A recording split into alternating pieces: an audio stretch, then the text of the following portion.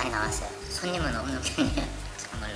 거래 자체가 또 끊기고 계약금 포기하는 호실들도 꽤 많이 나왔거든요. 열세 평이 뭐 2억 3천 하다가 1억 7천까지 떨어졌으니까 분양가 1억 7천 정도 있어요. 분양가로 떨어졌어요. 대규모 지식산업센터가 텅텅 비었습니다. 이곳은 연면적만 95,360평에 달합니다. 잠실 야구장의 10배가 넘는 크기입니다. 2,200평 축구장은 43개 정도 들어갈 수 있는 규모인데요. 크고 넓게 지었지만 보다시피 공실이 넘쳐납니다. 바로 하남 미사 강변 스카이폴리스 지식산업센터인데요. 하남 미사에는 2022년 10월 기준 25개의 지식산업센터가 들어서 있습니다. 인구가 32만여 명인 경기 하남시에 대규모 지식산업센터가 우후죽순 들어서면서 분양가보다 낮은 가격에 매물로 나온 물량이 속출하고 있습니다. 해당 지식산업센터의 1층과 2층의 상가는 1층 전면부에 있는 공인중개사무소를 제외하면 대부분 공실입니다. 2층 상가는 10곳 중 7곳 이상이 공실입니다. 현지 공인중개사에 따르면 가장 최근 입주를 진행한 지식산업센터의 경우 상가를 제외하고 사무실, 기숙사가 포함되는 지식산업센터만 50% 이상이 공실로 남아 있습니다. 2020년에서 2021년 부동산 호황기에 지식산업센터는 틈새 상품으로 인기를 끌었습니다.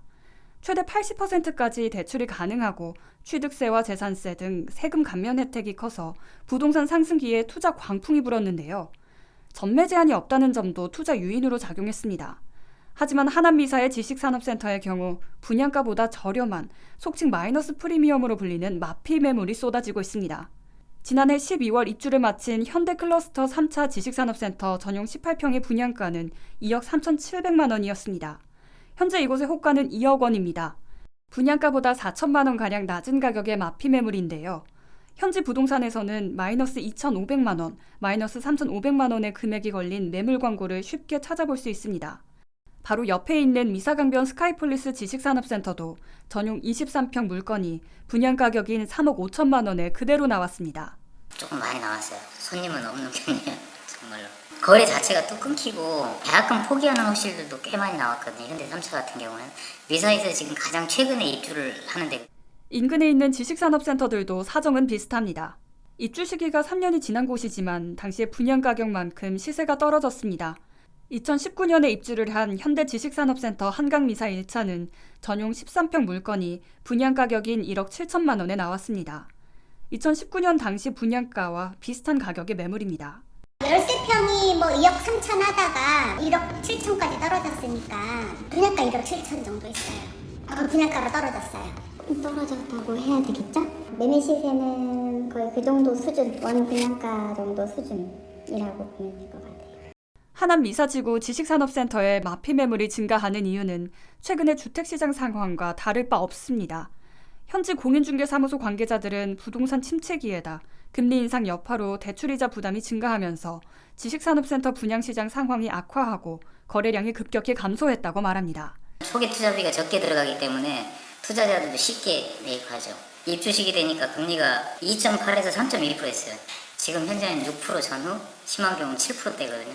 그러다 보니까 임대를 놔도 수익이 안 나고 그리고 실제로 이것을 이제 매수하시려고 하는 분도 없죠.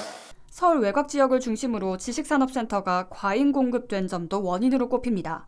한국산업단지공단에 따르면 전국 지식산업센터는 지난 2021년 1,282곳이었지만 올해 2월 말 기준으로 1,477곳으로 증가했습니다.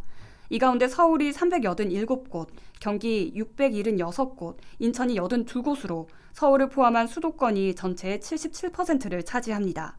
이 중 일부는 공사를 마치고도 입주자를 찾지 못해 공실로 남은 경우가 적지 않은데요. 하남시에 있는 지식산업센터 25개 가운데 17개가 부동산 상승기였던 2020년 이후에 들어섰습니다.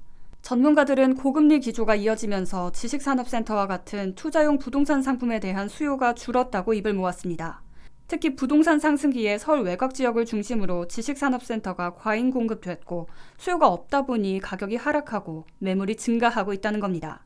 미사 같은 경우는 이 서울과 수도권하고 좀 다르게 이런 공급 과잉 안에서도 특화성이 없다라는 거죠. 어떤 그 지역을 지탱하기 위해서는 그 지역의 색에 맞는 지식산업센터가 이어져야 되고 또 그 주변 일대에 여러 연관된 산업들이 있어줘야 되는데 그런 산업들이 부실하다라고 볼 수가 있는 거예요. 그런 것들이 갖춰지지 않다라면은 추가적으로 유동자금이나 자금들이 들어올 수 있는 것은 제한적이라고 볼 수 있죠. 또 최근 들어서는 주택에 대한 뭐 대출을 규제를 합리화하고 또 세금 부담도 완화를 했잖아요. 그러면은 주택 시장으로 자금들이 흘러갈 가능성들이 상당 부분 있는데 산업이 진행되지 않는 미사 지역에 지식산업센터의 투자 이런 쪽으로 본다라면은 희망이 그렇게 밝다라고 보기는 어렵겠죠. 고금리 기조와 부동산 침체로 지식산업센터 수요 또한 크게 위축되면서 서울 외곽의 지식산업센터 공실은 당분간 해결되기 어려울 전망입니다.